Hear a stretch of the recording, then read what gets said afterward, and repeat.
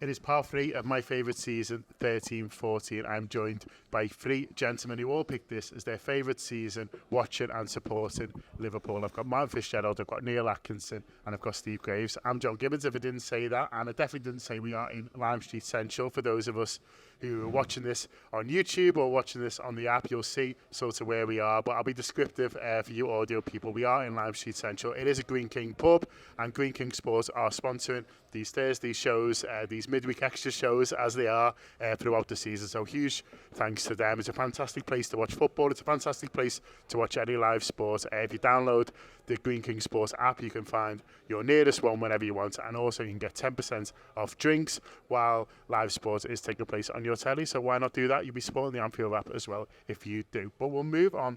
Last time we finished up on a bit of a downer, and we'll start, Steve, with a 4-0 win. 4-0 win against Fulham. A bit of a habit this season, all over quite early. Might be mine, Scales first of the season, first of maybe Mary, but Scale gets his goal, but it's 4-0 within an hour. Yeah, an own goal, Skirtle, and then 2 from Suarez, and it's kind of, when you talk about routine wins, you think about 2-0. The routine win for this Liverpool side is it starts with a 4, and it does put us back on an even keel. You know, it's 8 goals scored at home. In 2 league games. It's a real sense that we can sort of be the flat track bullies that you need to be to win the league, and then you can talk yourself into the idea that the big games are the big games. There's also enough big sides in this league, you know, where you can go, well, Arsenal will drop points against one of Chelsea, Spurs, Manchester United, Man City, which is again a bit of a difference. We talked in some of the other parts about the differences compared to the league at the minute. There's probably maybe only 3 sides that applies to, whereas at this point, I think there's at least 6 where you can go, well, there's loads of traffic fixtures like our last one. You can really reassure yourself. Fulham are a bit sad. It's always nice to see Dimitar Berbatov gracing any football pitch when not wearing a Manchester United shirt. And he does. You get to really enjoy him while winning 4-0, which was my ideal, I think, at the time. Does he bring one down and get a big clap? Yes, at some point? He does. Yes. He brings an outrageous one down. The kind of clap you can do when you're 3-0 up. I think I was in the Kop. This might have been the last game I sat in. Technically, my season ticket for years was in the Kop. We were sort of on the side. We were on basically in the Centenary. Whereas last time I sat Whereas this last time I sat, in the Kop as such, it feels like a routine game. But a couple of seasons before, probably my saddest and coldest experience at Anfield. It was weirdly cold actually, given it was nearly the FA Cup final. Was when we lost 1-0 just before the cup final in 2012, and it was just really desperately poor. Whereas this is a different thing now. You know, we're watching it's just fun, and we really enjoyed this one. I remember thinking about this game that, you know, we're not in Europe, we're out the League Cup, and they take Gerrard off after 67 when the game's won, and there was a long time where, you know, Gerrard seemed unsubbable. Yeah. And I can't remember if he had national news when Benitez does it. Yeah. And I can't remember if he had a knock or not. I don't think so, because he then takes off Sturridge on sort of 75. So he's already thinking, these games are won, I'm going to start to rest some of these key players, which I don't know if we've seen that a lot in recent years, actually, but it was something that he started doing then, despite the fact that we would only play 42 games in the whole season. Yeah, no, I think that is fair. We'll jump ahead to the next one. I say jump because it's after an international break. They have a couple of weeks off, and then there's a Goodison Park derby, which I just loved. I was in the away end for it. It's 3-3. It's very rare. I just love a game of football we don't win, Neil. I just loved it. It had so much. You know, the Sturridge equaliser is great. That's a really good Everton side. We've sort of talked a little bit about it, but I thought they played really well that day. It's everywhere. We're up in the game. We're down in the game. It's got it all. It's you know, a phenomenal atmosphere. But the fact that we get the goal at the end, and like I say, it is funny to think of it being happy with the draw, because you just wouldn't be at Everton now, because the distance between the sides is so vast. Whereas at this point, like I said, all the way back in part one, they'd finished above us the season before. They have a good season this year. I thought it was two really good teams, and I thought it was a great game, and it had loads, and one of the things it had was the late Sturridge header. I remember buzzing coming out. I think it's the best derby since the year 2000. Just to sort of round that off, I think that in terms of pure, my God, incredible entertainment, and the fact that we win obviously helps the McAllister derby. You can make a really strong case for, but it just wasn't as good an Everton side. It was an Everton side that was slogging around mid-table, whereas this is one that's playing some really good stuff. It's still that's a Duncan Ferguson Everton team. Whereas this is a better Everton in a number of different ways. It's a proper game of football between two sides, and therefore arguably these two this season are just sort of the last ones where that you can sort of continually make that argument. We're not very good in 14-15, so there's not one good side there. We're not very good in 15-16. We go to Goodison, whatever level they're at. I don't think they're at the best either at that point.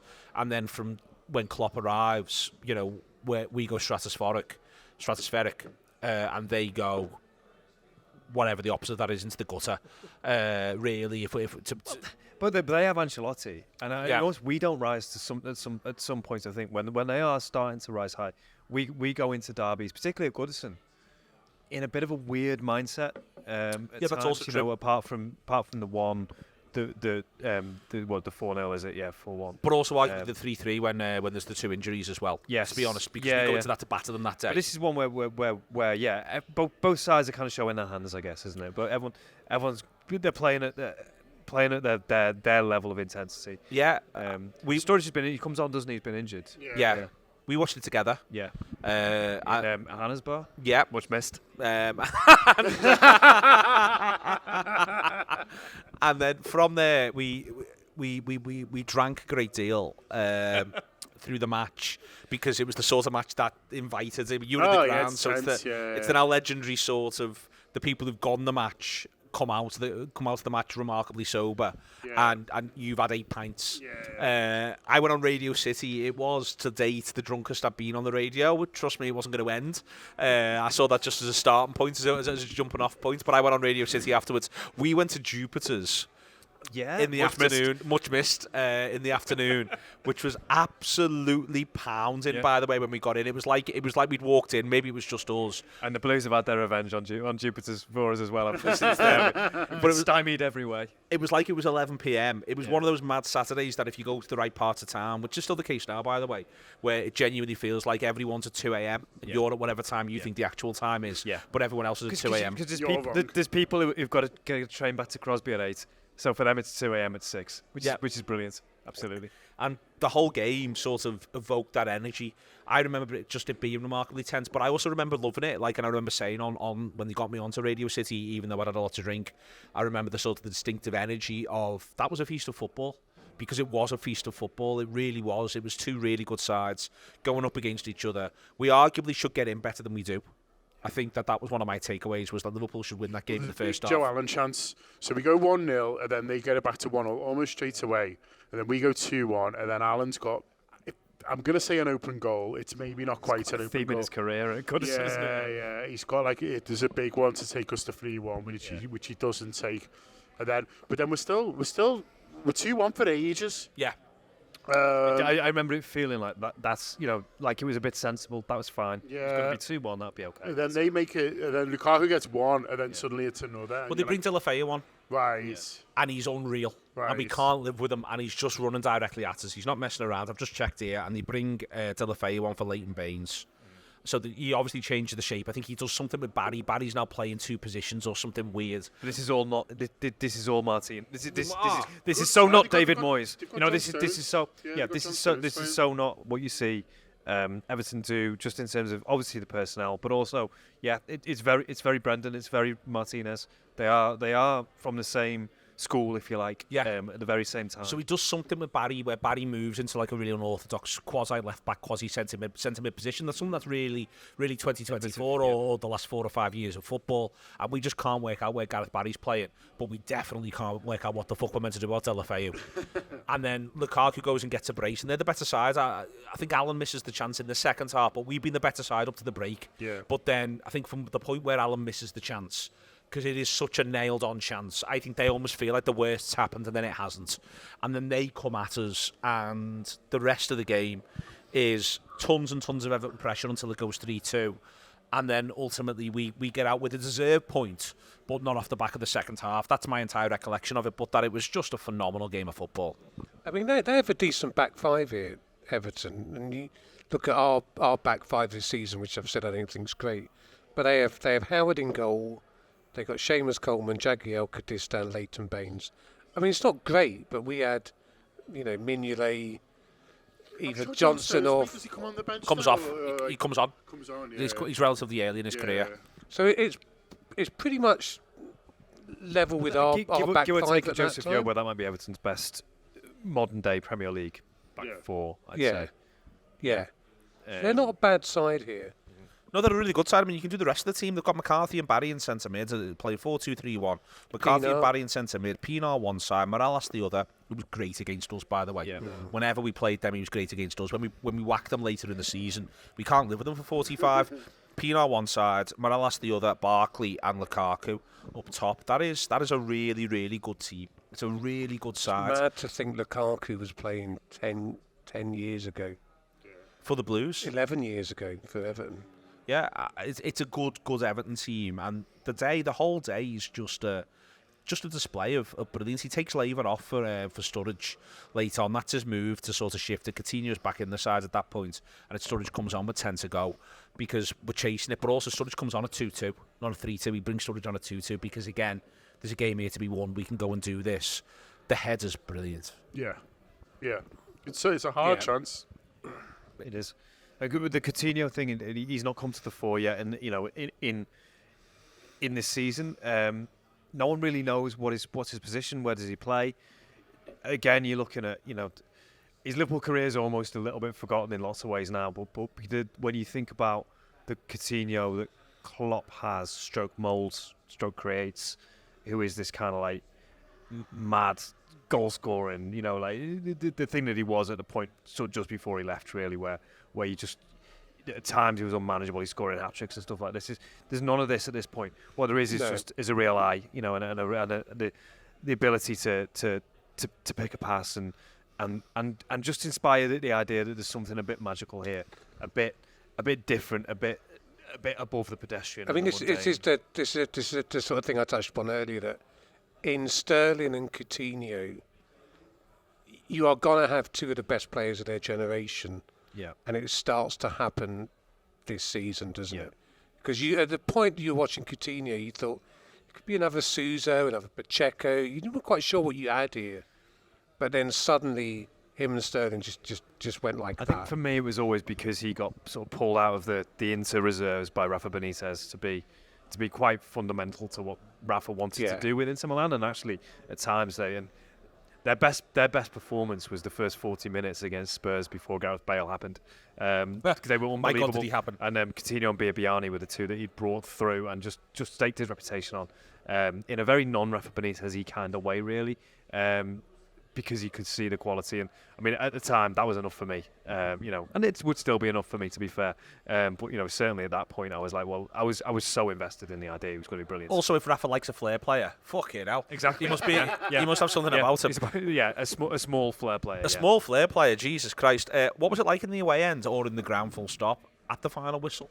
I don't think I've ever asked you that, really. What was it like coming out the... One of my points is, were they buzzing as well? Was it like, this has just been a great game of football? Yeah, I remember it being like just generally positive. I think obviously for Everton, I think obviously they were nearly there, but it hadn't been quite the long wait since an Everton win at sort of that point, obviously. So they hadn't had this big spell without it.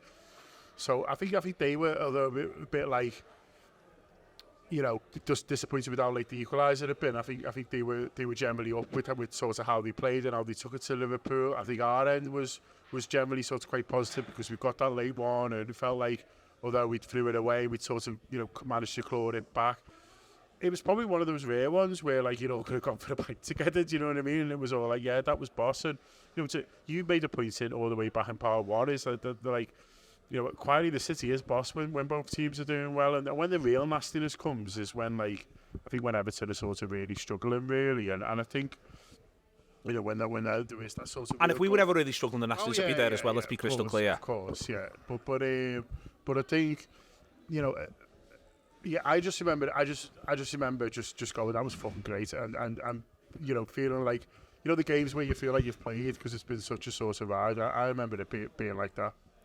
Genuinely, town was great, and it was great because again, it wasn't only just, you know, one part of the city. I mean, we went to Jupiter's, which opens up a whole new set of avenues. Let's be crystal clear. But I remember just the energy was enormous that day, genuinely, absolutely enormous. Right the way through, everyone felt great about it. When I did City Talk, I think I did it with Dave Downey, and it really was, you know, a lot of this was brilliant. And, you know, we're doing it as a live reaction. This was just a brilliant game, and also that you're able to go away and go, these are a good side. It was around the time they had that School of Science chance, come back that they were doing on the aways and all that sort of stuff. That now just feels genuinely like a distant memory in loads of ways, without even looking to put the boot in. It really felt like they, you know, I remember seeing... Yeah, they're really falling out with Martinez. Yeah, but I remember seeing... I do think he's great. But there'd be like clips of them on buses that you'd see on social where they were just having a ball, going to aways, you know, clips of them on just absolutely loving every second of it. And this is, in loads of ways, this is a genuine high point, I think. I think it's a high point of the season. And I think it is probably... I think it is the best derby the last 20 years, because I think if you get beyond, I mean, certainly the last 20 years, because as I say, the only one I think that genuinely contends with it's the McAllister one. I think that almost every other derby is very rarely a genuine contest with 5 to go, or where, to be more accurate, where one side's happy. Have you seen with the one where Origi scores in the last... Well, that's the greatest moment of human history. To be clear, that's the greatest moment of human history. Because I did make you read that out in London. When we did the book, you did, yes. A couple of weeks ago. But this is as I say, as a genuine sort of two teams going at each other.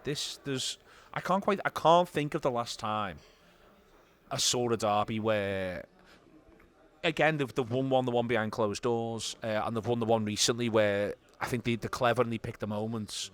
But the idea of two teams just going at each other hammer and tongs, and by the way, I think sometimes when to the point that you and John have both made, Steve, where, you know, I think with times with Klopp, when Klopp was manager, he'd go to Goodison, and he'd almost want to keep the game at arm's length for long stretches, for long periods of time, which doesn't feel very Klopp. But this was Rodgers, and in this Liverpool, it's just a game where two teams go at each other. They just go at each other for 90 minutes, and at full stop in football, you don't get anywhere near as many of them as you might think. But this was one hell of a one of them. Okay, a week after that, it's Hull 3, Liverpool Shite. 1. It's the worst. It's probably the worst performance of the season. I would say this is the nadir of the season. We're in December. It's in front of the second lowest attendance in the league, 24,000. They go down as well, don't they, this year? And so it's not like a scrappy Hull side. And also, when we've done this, we've looked at Southampton teams and Everton teams, and you look at the lineups and you go, they're a good side, you know. Yeah. Jake Livermore scores. That whole side's not a good side. there are people in that team that could come and sit next. I wouldn't even recognise them. I mean, up front they had Yannick Sagbo and Robert Corrin. Pass. Yeah, never heard of them. Corrin's basically a midfielder for West Brom, I think. But they beat us 3-1. Sterling's awful. Yeah, I was saying to Neil after we did the show in the Tower for some reason. Was in the Tower, yeah. I can't. Was that to replace the Monday show? We weren't doing post-match shows at that point, were we? What we were doing was we were being smart and trying to, certainly when they were playing on Sundays, we would go up the Tower post-match, and that will be the Anfield Wrap, and we put it out either on the Sunday or on the Monday, right, if you recall. Okay, yeah. So post-match, we went and did a show after this, and you said... Well, I said we need to loan him out, Sterling. I said he can't play for Liverpool at the moment. And I remember saying we'll loan him out, you know, on the show. And then I remember shortly after this, I think we played we must have done the transfer game in January windows at that point. So the one we do every sort of summer, we must have done it in January, because I remember getting things from you the amounts through, and there was an amount for Sterling, and I was like, I'm not sure he's paying that. And so this was also at this stage. And so I can't remember it being loads as well, but like, you know, you put in the amount there that you're doing. I think you said, yeah, I think we were talking about it. I don't know if I don't know if it was the transfer game. I think we were just having a chat on a show, and I said to someone something like, "Would you take 15 million for Sterling?" And you went, "No one's paying you 15 million for Sterling." And you know, it's fine in that we all make terrible shouts all the time, but also at this point, he was a player who he gets his debut under Kenny. It's worth pointing out. So it's been, you know, it's been a period where you've been just sort of waiting to see what it is he's going to be. And then the journey he goes on here in literally, you know, what becomes 14 days is mad, because he really, really struggles in this one. He really cannot get in the game. He can't influence it. I think he's on one flank and Moses on the other, and Sturridge is off. And the weird thing about this game is there's no excuse for it. There's no international break. There's no midweek European fixture. Who gets the one? You've got eight days, and Free kick. I remember that away end being particularly flat, angry, going home thinking. Sometimes that happens. You know, there's almost like it seemed like the worst result of the year. It's almost like if that had been Saturday night, we might have won the game. You genuinely have this in your head sometimes. You go, something about it. You can feel it sometimes on an away. You can feel that we're going here and we feel a bit flat. They're going to be flat. It's one of their biggest games of the season, isn't it? Yeah. And for us, it's not. And it felt like that. Not quite right. And the only thing you can come away from, which is the thing I say often, is at least we've got a game midweek. What a game midweek. But it's funny, that one, because I remember... We weren't great. Yeah, we weren't great. And I remember having a bit of a cob on. Minutes. And then I've not realised why I had a cob on. It's because it's only 3 days after this. And I ended up sat on my own. So it was one of them where we've got 2 season tickets together. Maybe my dad couldn't go or something, and then someone has to swap. So I've swapped with 2 people who could sit together. So I got a ticket on my own. So I'm sat there on my own. I had a bellend behind me. Sorry. It was worse than you. And, you know, just like a know-it-all bellend behind me. And I remember sitting there. And I remember having a cob on, and I realised now it's because we just got beat by Hull. Yeah. And I remember just thinking, like, we've crapped here. And somebody out of nowhere... Not least, Suarez wasn't great. No, yeah. Someone who sat near me spent the entire time going, Suarez, you're terrible. You are stinking the place out today. And literally, I was like, oh my God, you know, like, and absolutely raging at him. And then he does what he does. We are talking about Liverpool 5, Norwich 1. Yeah. Yes, we are. Yeah. Good hosting there, Martin. No problem at all. Thanks, man. I mean, my memory of that game, along. and it kind of must, I think it rings true to what you said, is you know, I wasn't sitting in my normal seat. I was sitting with the guy who did the artwork for Motel and Yardbird. Oh yeah, Dave. Dave, do you remember Dave? Dave. Do you remember Yardbird? Yeah. That was the Yard Burger. That's a big part of this season. Yeah, the Hugo Burger was a great loss, much missed. But I was sitting with Dave, and people always talk about the Anfield atmosphere and it being feral and intense. I was having a perfectly civilised chat about Salvador by Oliver Stone. I was going, what a great film that is. You ever get a chance to watch that? Dave goes, I've seen it. We haven't just chatting away, and then Suarez scores from like 40 yards. And that was the end of that conversation. We never talked about Salvador again. And it was one of those, I think that was the maybe looking back with hindsight, but that was the game where you felt if after Hull, one guy thought, I'm just not going to stand for this. Yeah, it was that, because his worst goal that game probably wins goal of the season in most much years. Yeah, Yardbird, Hannah's, Jupiter's. What are the takeaways? Yardbird. That was a Daniel Sturridge place as well. You used to love it at Yardbird. Yeah, of course. You know, as I say, much missed, and everyone behind that needs to rethink. This was. Hi, Rob. This was incredible. I actually watched this. I remember I watched this somewhere different as well. It's mad that we can all remember this. I watched it sat somewhere by the press box. I was up at the main stand on the press box side. I remember being in there because I think I led on to Neil Jones before the match. And what he does, Suarez, in this game, they are the very few footballers at the top level of football will ever score 4 in a match. Let's be clear about this. Yeah. I think so therefore this is it's a small grouping. I think it's the greatest 4 goals any footballer has ever scored in one game. And I defy anyone to find me 4 others. And if you do, I will be as magnanimous as any man has ever been, because the pleasure I would take in watching someone else score 4 goals of this quality over the course of 90 minutes. They are the worst of them. The worst of them is akin to Peter Beardsley's goal against Everton in the 87-88 Anfield derby, which is one of the greatest goals Anfield's ever seen. That is the poorest of the goals. Now, there's context in the Beardsley one, i.e. it's the Merseyside derby in 1987, so therefore it counts double. That's a decent Everton team as And well. that is also a decent Everton team, yeah. And then from there, you've got the outrageous one that he scores when he keeps it alive and fires it home, but he keeps it alive going past 3 in transit. Then you've got the one from 45 yards, and then he scores a direct free kick, and then he assists Sterling, so Sterling gets a goal. And genuinely, Suarez could have done something else. Suarez could have tried to score 5, and it's quite rare you actually can come away from a game and go, that was quite a selfless Luis Suarez moment. But I think part of what kicks Sterling on is he goes from what's just happened against Hull to he gets a goal, scores, scores. Suarez puts it on a plate for him. So this also kicks Gerrard on. There's he's so alive in the game, and then one of the best goal that wasn't scored was Gerrard late on, and there's a amazing. There's a very, very short clip of this on YouTube. It's almost like a clip of like the assassination of Franz Ferdinand or something. It's if you squint you can see it, where he sort of does this mad turn where his leg's up here somewhere, and it's like a back heel. It's an unreal effort which hits the post. It's, apart from Suarez later in this season, is the best goal not quite scored by a Liverpool player, because it is unreal.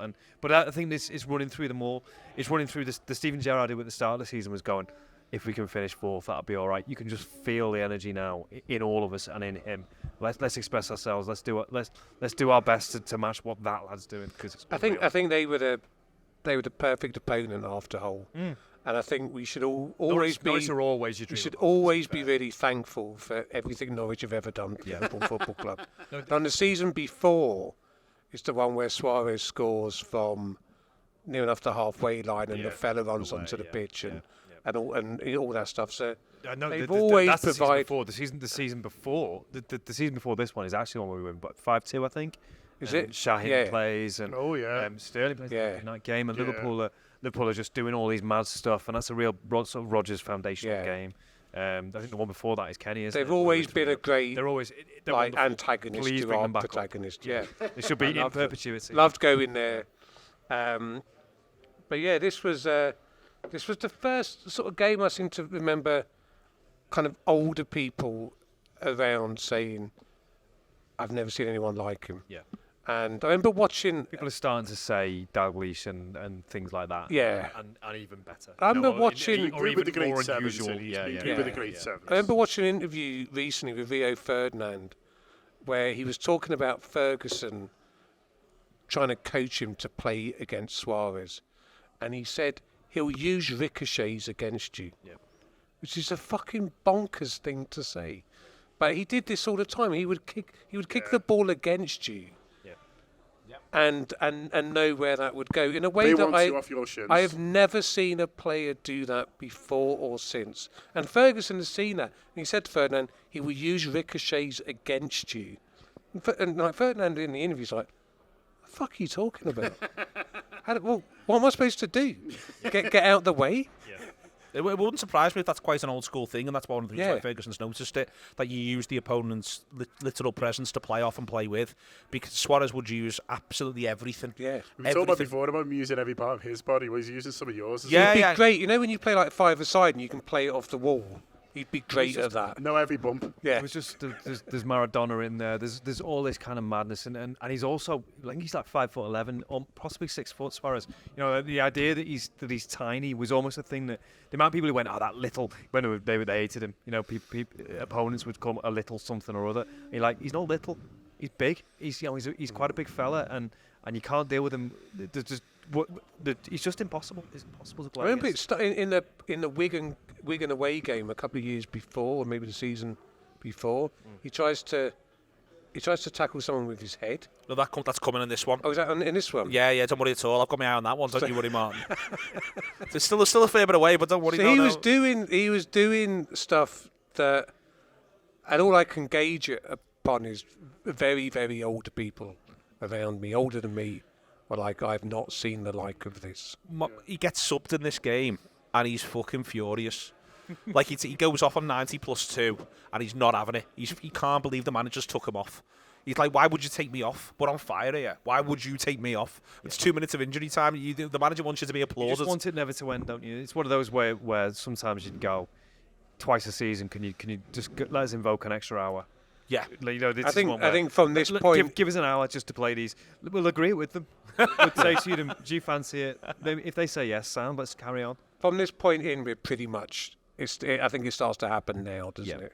There's the other thing post-match. I just honestly said before about looking for match of the day, like hunting match of the day. And I remember after this one coming back into town, me and Steve were together, John, and we were just like, we literally went from bar to bar. We went to Newington. We asked if you put it on, are you going to put match of the day on? And you didn't have an answer. So that's why we ended up with the Vines. Previous incarnation of the Vines. Much missed. Yeah, much missed. Also much missed, yeah. And we were in there, and genuinely, we went to about 3 places, and we were on the way through. It was like powering through town. Can we find someone to put it on? But before that, or around the time of that, is when Everton go and win at Old Trafford. It's the same night, and Everton win at Old Trafford. So you're watching the highlights of that, and then there's Blues in there who are watching that with you as well. And then back to this idea. It's a good result for us. It's a great result for us. Last time they were our business that season, it was done then. It was finished. We were going to finish ahead of them. And we've done this. And you're just watching it going. Like, I want to see these goals again. You get to see them again, and they're just unreal. So then you're watching that. Then you're watching the replay at the time. Then it comes around. You're glued to the analysis. When are you going to pull this apart? Let's put the analysis on. Let's get whoever it was who's talking through it. Let's watch that now as well. Because you just wanted to see it again. The goals were that good. They almost like blinded you with the brilliance. We'll do one more in this part. It's Liverpool 4, West Ham 1. I remember it sort of made quite hard work at this. I think it's an own goal just before half-time, and then Sacco scores, I think, his first goal at the Cop End. I remember that.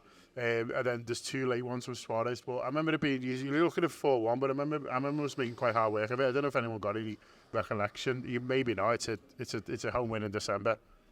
I mean, it's sandwiched between 2 games that you just so vividly remember that it doesn't ring massive bells with me. Got to say, I was there. You got murdered with Mike. Dead murdered with Mike. Yeah. Did I? Yeah. Probably. Genuinely, I remember the story. It's one of my favourite one-liners ever. Maybe we might have to cut this in the end, but I'll just say it now and you can decide whether or not we cut it. Which is that you told me after the match, we went 4-1 up, and we're 4-1, and we're knocking the ball around, but something goes a bit wrong, and Mike says something, and you turn around to Mike, and you said, and it's one of my favourite things you've ever said, you said to Mike, you get to enjoy this, and you know what, so do I. I think I did, yeah.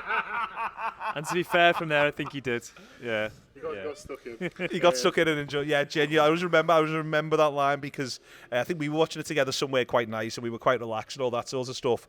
And you were texting me going, Mike's not enjoying this, and I was like, oh God. But we did make hard work. No, exactly. So to be fair to Mike Gerling, who is, it's fair to say he is the Reds' harshest critic at the best of times, and we all love Mike. I want to be crystal clear, so hopefully we can keep it in if we make those caveats, but also do mean them. No, I'm sure. It is this thing where this team could, all the way through the season, this team could do people's heads in. It's worth saying. Yeah. Even when it could win 4-1, it could genuinely do people's heads in. Yeah. We'll still be able to talk about this all the way. I think by this point as well, it. Hull notwithstanding, Norwich has done it. You sort of know it's on a little bit, and you feel like you almost think, well, look at, look who's playing there, look who's playing there. These lads can't sustain this. So you're anxious, and that was Mike's whole thing was anxiety, was somehow this is gonna go wrong. Do you remember who the West Ham manager was on this game? The West Ham manager, if I had to guess. I haven't got a clue. No. It can't be Allardyce. No. It's Allardyce. Is this? Yeah. Oh, no wonder it was a dog of the game. Yeah. There you are. Allardyce. All right, we're going to sneak one more in because it's a belter and I want to do it. It's Tottenham. Fuck it out. Tottenham 0, Liverpool 5. We're going to do it. This is where it started. This was I've heard Oasis play Supersonic. This is where I cried. I cried at this game. Go on. When the first goal went in, I cried. I swear to God. I was in YR Lane, and I was so pumped up for it. And I thought, okay, we've just Why won, were you so pumped up for we've it? just won 5-1. We've just won 4-1. 9 in 2. Yeah. Tottenham's such a hard place to get to. People underestimate this. It's so, like there's no tube. You get an overgrounds and all. And I was there. It was a Sunday afternoon, and I just, for some reason, felt like it's now or never. I just felt that this is, and then we scored. I can't remember. It might have been Coutinho or Sterling scored the first goal. Henderson. Was it Henderson? Henderson, yeah. Henderson's the opener. And I remember tears coming We've out. been knocking at the door as well. You're like, oh, is it going to come? Are we going to get a reward? No, Suarez opens the score. It's Suarez. Yeah, I remember just I couldn't celebrate. Tears were coming out of my eyes, and that was at 1-0. You can imagine what it was like at 5-0. We're just unbelievable, and we're just tearing them apart. I'm watching the Dovedale. I'm watching the Dovedale Towers, and we're just ripping them apart. And I remember that first goal being a thing because we were, like I say, we created a couple of chances and then get it, and then they just, once they started scoring, they just wouldn't stop. Yeah. Yeah, and you could look at Norwich and West Ham and Fulham and say, well, it's Fulham, Norwich, West. But away to Spurs is never even if easy. Villa was Spurs, do you know what I mean? It was still Never like, easy, you know, never easy. They were a good team. They would see it as a bit of a rival for us in terms of top four. That's how it was. Yeah, no, and then I think we drew or lost the season before. I seem to remember. Well, there was the think season Bale before was the scored. Bale team, and then they sold Elvis Presley and bought the Beatles. So this is the Beatles version of Spurs, which wasn't as good. Turns out, yeah. It's worth saying again, and this is another reason why this is genuinely when you want to do my favourite season. If Spurs had won, they'd have gone level on points. Really, Arsenal top on 35. Spurs end this day 7th on 27. Newcastle have also got 27. We're on 33. Yeah, You can throw blankets over them. there's a little bit of sliding doors. Yeah, you can throw blankets over them all the way through the season in loads and loads of ways, which is remarkably exciting. We watched it together in the Lady, is that right? Lady man. Yeah. There's a lot of Lady and Man in this season. We watched this together in the Lady. Yeah.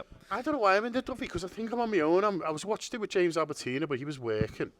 So I think like I was doing like the Dovedale social stuff, and I think I was like, I'll come in for the game, and I sort of picked this one. But I was sure I was in theory on my own, just sort of. Were you doing something in there that night? Yeah, because it's I a would 4 have been. p.m. kickoff. Yeah. I mean, maybe we used to do the Sundays as well, so maybe I've just gone in early for that. But I basically watched on my own. But I remember like I wasn't quite crying, but I was really like, like I've seen it now. You've seen the light. Basically, think, this when- is what it's going to look When like. Flanagan's, it's just everything about it it's everything coming to fruition, isn't it? It's all of the footballers you've had some faith in, and Brendan, and I mean this is it is the manager's result in lots of ways as well. Just the It's confidence. one of the ones you can put on the wall and say. You've still got an injured Sturridge at this point. He's not. No Sturridge. Gerrard's out. He's not playing. Yeah. Oh, of course, yeah. Gerrard's in the Gerrard's studio. out. in the studio. Which is mad, isn't it? Yeah. So you got Henderson, And he's a bit like, I Laver, might not get back in. Henderson, Laver, and Allen in midfield. Wow. But up top you've got, and you say it now, but up top you've got Coutinho, Suarez, and Sterling. Yeah. Whereas Spurs And had. it's 2 weeks after I've sold Sterling. Or Sorry, said, I've loaned them out. no one will get 15 million. Whereas Spurs had in their midfield Aaron Lennon, Paulinho, Moussa Dembele, Nasir Chadli, Sandri, and up front Roberto Salado. Kyle Walker plays in this game. Yeah. Lloris is in goal. I think it's, we watched it together, and to your point that you're trying to make a minute ago, John, before I got excited about the fact that Suarez scored the opener, we murdered them. Yeah. Like, I think it's like 5-0 flatters them. I'd love to, at this point, people didn't count, or they did, but not quite as well. Like, I'd love someone to watch this back and do the expected goals on it. We murdered them. Yeah. We absolutely, Probably over 7. yeah, we absolutely just pin them back in a way. They sack him, and loads of ways it's a harsh sacking the next day. But it's not. Expectations so high. The expectation's high, but also they just came to our ground and literally just took us to the cleaners. You can have, as mad as it sounds as a sentence, well, you can certainly have a 4-0 where it gets away from you and you're a bit unlucky. Yeah. Maybe not quite a 5, but you can have a 4-0 where it gets away from you and you're unlucky. We are, from the first whistle, better, faster, more organised, stronger, better plan. It's outrageous and how much better I mean, Liverpool look. at this point, it's the best I've seen the team play Yeah, by a mile. all year. By a mile. And you make a really good point there, Neil, because normally if you get a really good away result, by the 4th and 5th, you're picking them up in the counters after they're throwing them forward. There was none of that. No, it was just like, it was like the 5-0 against Forest in 88. It's just like, boom, out of this. That is, in loads of ways. Think about the decade. So take the whole decade. Take 2010 all the way through until 2020. Take the whole stretch. Take it all. I think that could be Liverpool's best away performance of that decade. I think that is not that. Certainly, I don't feel it's as though 5-0 against Spurs. Yeah, It's I don't feel as though I'm making any sort of. I think that they win more significant games. Arguably, there's the 4-0 against Leicester, literally with 4 days of the decade left. That's one of the candidates to rub up against it. Yeah, United in this season maybe, but that's still to come. United. Oh, in the decade we're talking. Yeah, in the decade. Yeah. So you genuinely try it's to a go point through. where people. It's a Super Sunday game. People It was a manner of football we hadn't seen. People looked at us then and went, okay, Yeah. something. It sends everyone back by their ears, doesn't it? Something's happened there. It makes everyone. And they're missing Sturridge and Gerrard. I think it makes everyone, apart from possibly Manchester City, go, all right, almost like this is hard. Whereas this is the Manchester City's credit that I don't think they are flappable throughout the season, really. And again, one of the reasons we've not talked about them that much in 3 parts now is that they're this kind of silent thing that's just cracking on. Yeah. Doing stuff relatively. I always have to efficiently. remind myself in this season who won the league. Yeah. Because I don't see them as. They don't feature strongly in our story. They're not a transformative team like we were. No. Whereas I don't remember. And you remember during COVID, and there's a couple of times under Fergie where I think they beat Arsenal 6 or something. But these results, 5-0 at White Hart Lane, they just didn't happen. Yeah. I don't remember that ever happening in my lifetime against like a big team like that. Well, I Going don't away remember it happening at Anfield to Liverpool. And in Yeah. a game Or where any- I or bet any before, manager, I bet if you you looked name at the predictions, so people predicted scores, I bet they were across the board. Yeah. Like no one was there. It wasn't like everyone was going on Liverpool. It was when Loro and a member of the script. Hard fight. Yeah, hard fight. We're probably David going Rawlings. 1-1 or 2-1 in either direction. Yeah, but it wasn't. It was 5-0. Okay, we'll leave it there for part 3. Even Flanagan scored. Even Flanagan scored. Fuck off. Even Flanagan scored. As the sort of the tweet went. That is it for part 3 of my favourite season. Huge thanks to Greek King Sport for sponsoring us, to the Live Street Central for inviting us down, for hosting us, for providing drinks and a few sweets as well, and obviously to Neil, to Martin, and to Steve, and Sam Walker down for filming all these up to heads.